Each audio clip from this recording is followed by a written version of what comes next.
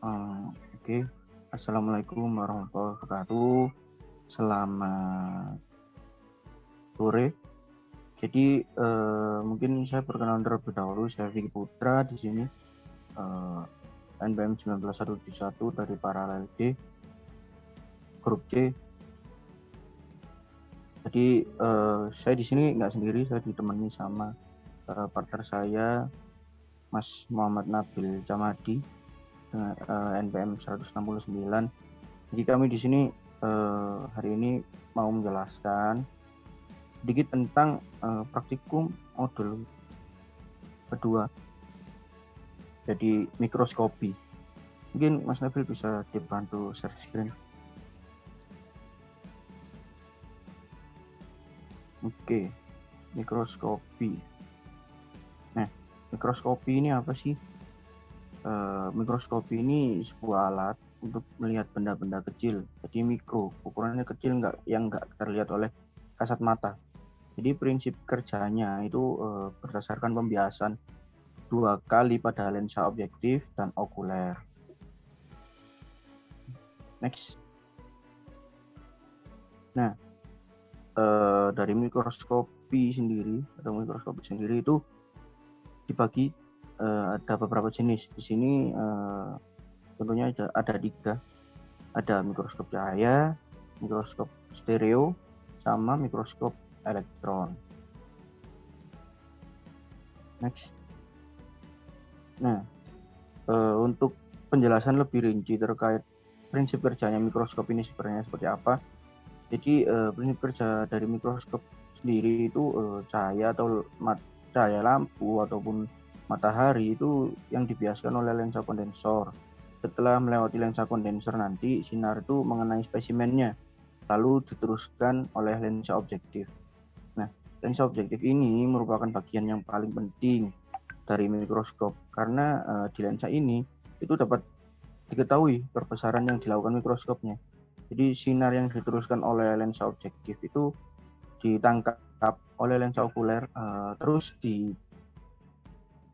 dari sinar tadi itu diteruskan pada mata atau kamera. Next. Nah, tentunya dalam memperhatikan ya apa objek yang nanti mau kita lihat di mikroskop itu ada yang perlu diperhatikan. Yang perlu diperhatikan sebelum menggunakan mikroskopnya. Jadi pertama mungkin sebelum memakai itu kita mengamati dulu preparatnya ini apakah sudah bersih dari debu atau kotoran lainnya. Misalnya ada lensa, cermin, kaca objektif dan lain-lain tuh.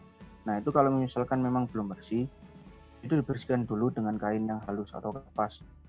Nah, selanjutnya itu untuk lensa-lensa objektif okuler itu ada cara khusus atau mungkin metode khusus untuk membersihkan. Jadi nggak cuma dengan kain halus atau kapas tadi, ya di sini pakai silol. Nah itu terus juga biar lebih bisa bersih lagi itu menggunakan kertas penghisapnya setelah digunakan silolnya tadi. Terus setelah selesai memakai mikroskop, nah ini biasanya yang sering dilupakan atau sering diabaikan itu selalu lupa untuk membersihkan kembali lensa-lensanya, dead glass dan lain-lain. Padahal itu penting banget gitu. Karena buat kepentingan mungkin percobaan selanjutnya gitu.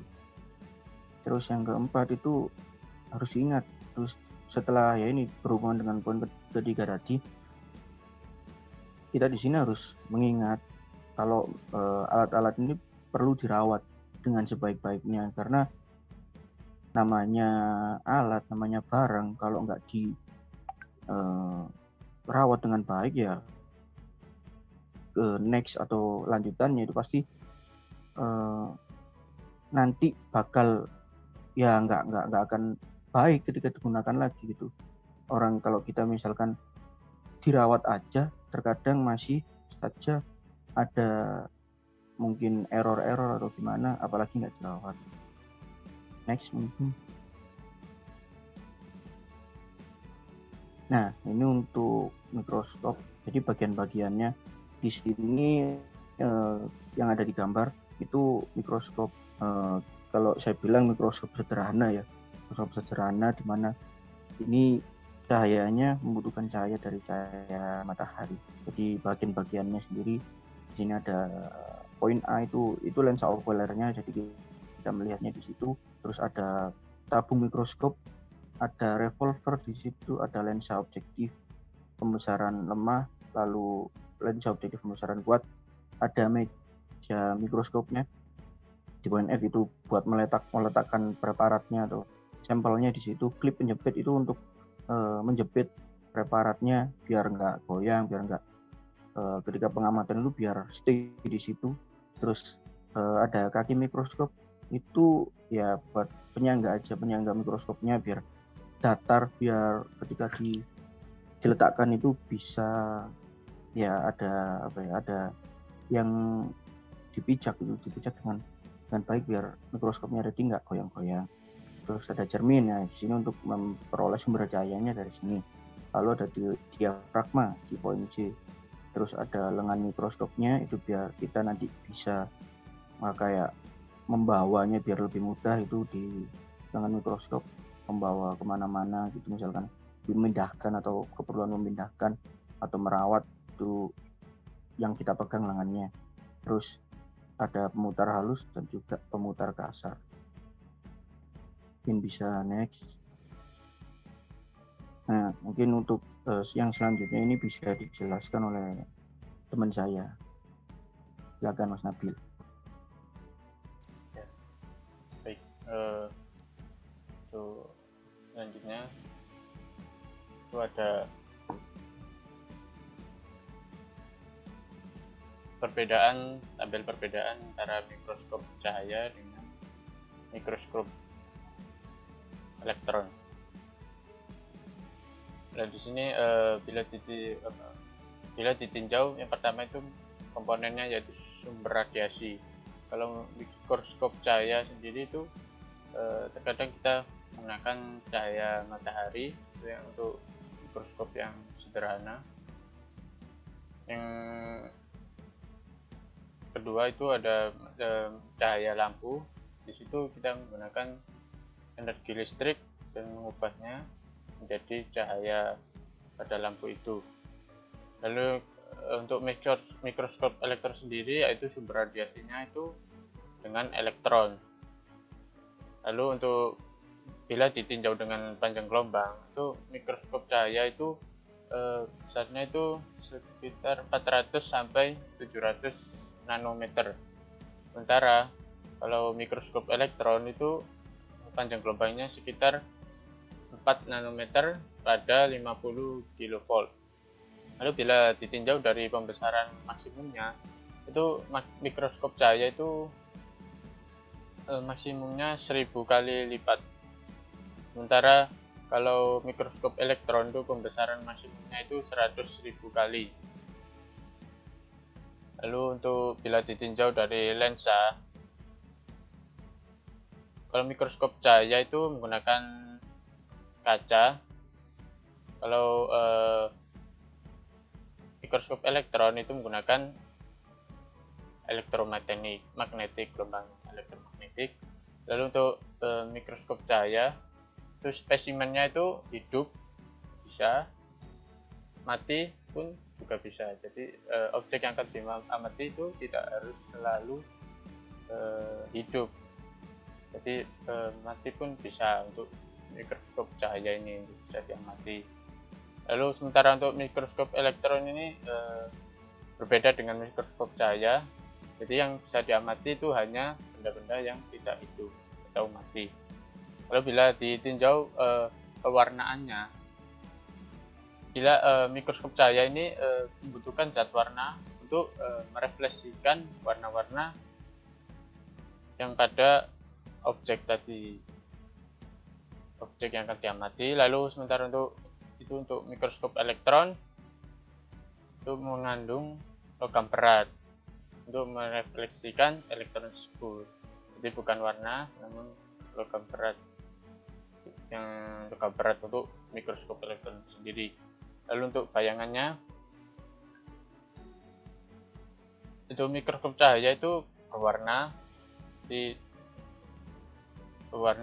itu ya berwarna, bisa merah, kuning, hijau. Lalu untuk mikroskop elektron itu bayangannya hanya hidup dan putih. Jadi hanya warna putih dan warna-warna yang biasanya hidup. Selanjutnya ada bagian mekanik dan optik. Bagian mekanik dan optik ini itu terbagi menjadi dua bagian ya. Ada bagian optik sendiri, yaitu bagian yang mampu merefleksikan objek-objek tadi. Jadi sifat dari optik ini kan biasanya kan bisa merefleksikan, bisa memantulkan, bisa membiaskan. Lalu bagian optik sendiri ini terdiri dari lensa objektif dan lensa okuler. Lalu yang kedua ada bagian non optik, terdiri dari kaki dengan mikroskop, meja mikroskop, muter halus dan kasar, penjepit, cermin, lalu lensa kondensor dan sumber cahaya. Untuk selanjutnya ada faktor-faktor yang mempengaruhi kinerja dari mikroskop itu sendiri. Yang pertama ada intensitas.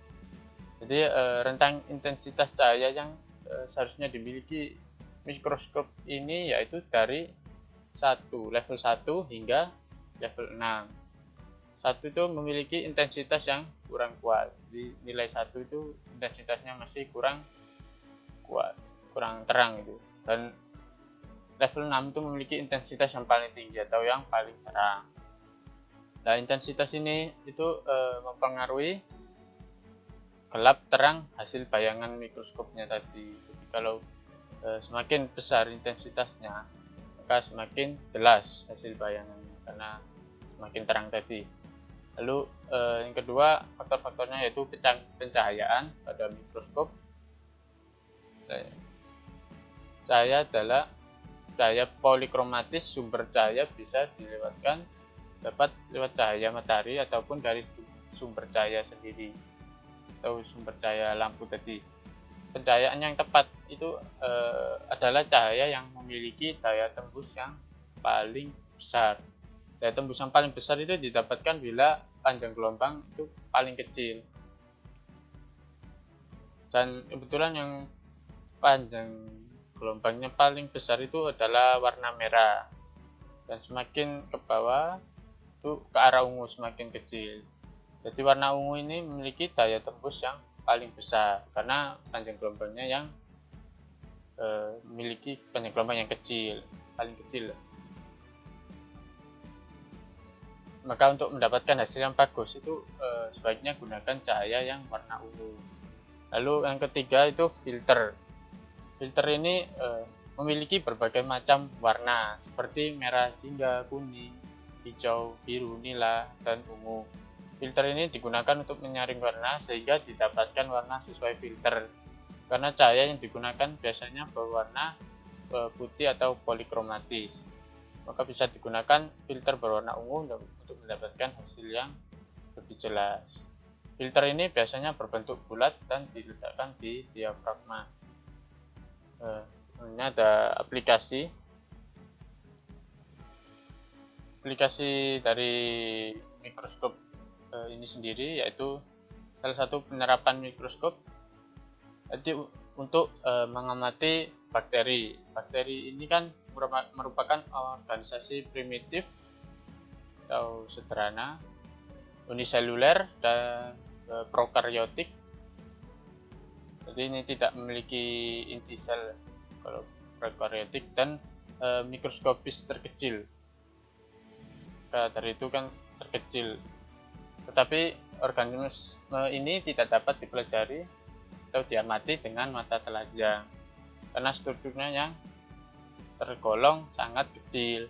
Karena itu dalam mencari informasi tentang struktur dan komposisi sel bakteri, ahli biologi sel itu menggunakan mikroskop cahaya dengan bukaan numerik 1,4 dan menggunakan panjang gelombang separasi 0,4 meter.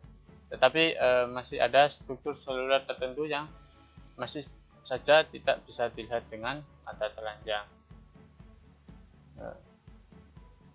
Selanjutnya ada pembahasan, yaitu pada percobaan mikroskopi, bahan yang akan diamati dengan menggunakan mikroskop, alat mikroskop yang berjenis mikroskop cahaya binokuler, yaitu air got. Ini bahan yang akan diamati meliputi air got, kapas, bawang merah, yeast, kentang, tepung beras, jagung, dan kapuk. Lalu untuk langkah-langkahnya, yang pertama yaitu bersihkan objek glass hingga atau sampai bersih dengan menggunakan larutan silol agar tidak mengganggu pengamatan. Lalu ambil objek pengamatan yang telah dipipihkan dengan cara mencapit bahan yang akan diuji dan diletakkan pada objek glass untuk spesimen padat. Tambahkan apabila spesimennya berupa padat, dan itu bisa ditambahkan aquades supaya spesimennya itu bisa melekat lebih kuat dengan objek glass. Dan sementara itu untuk spesimen cair itu bisa diambil dengan jarum Ose. Lalu oleskan ke objek glass dan tutup dengan deck glass. Serta pastikan tidak ada gelembung pada saat menutup objek tadi dengan deck glass tadi itu. Jadi usahakan tidak ada gelembungnya biar diamatinya itu bisa jelas. Lalu atur ukuran perbesaran pada lensa objektif mikroskop. Pada percobaan ini menggunakan lensa objektif dengan ukuran perbesaran 40 kali lensa objektif dan 10 kali lensa okuler. Selanjutnya ada pembahasan lanjutan tadi. Berdasarkan hasil percobaan yang telah dilakukan, maka dapat diperoleh hasil pengamatan dari masing-masing bahan telah disebutkan tadi. Untuk bahan bawang merah itu didapatkan hasil mikroskopisnya berbentuk lonjong dan tidak memiliki inti sel. Untuk bahan kentang itu didapatkan hasil mikroskopis tak berinti sel dan bentuk bulatannya itu besar. Lalu untuk bahan jagung memiliki bentuk mikroskopis berbentuk bulatan sedang dan tidak berinti sel. Lalu untuk bahan tepung beras itu didapat mikroskopisnya berbentuk bulatan kecil dan tidak berinti sel. Lalu untuk bahan kapas didapat hasil mikroskopis tak berinti sel dan berbentuk serabut. Untuk bahan kapuk didapat hasil mikroskopis tak berinti sel dan berbentuk serabut tak beraturan. Lalu untuk yeast didapatkan hasil mikroskopis tidak berinti sel dan bentuknya fokus. Dan untuk bahan air got didapatkan hasil mikroskopis tak berinti sel dan berbentuk basil. Jadi ini rata-rata semuanya itu tidak, misalnya bahan-bahan dari yang telah disebutkan itu tidak memiliki inti sel. Dan untuk bentuknya, bentuk bahan atau selnya itu rata-rata ada yang bulatan besar, ada yang bulatan kecil, lalu ada yang berbentuk serabut, lalu berbentuk lonjong, dan berbentuk fokus. Fokus ini bentuk bulat. Lalu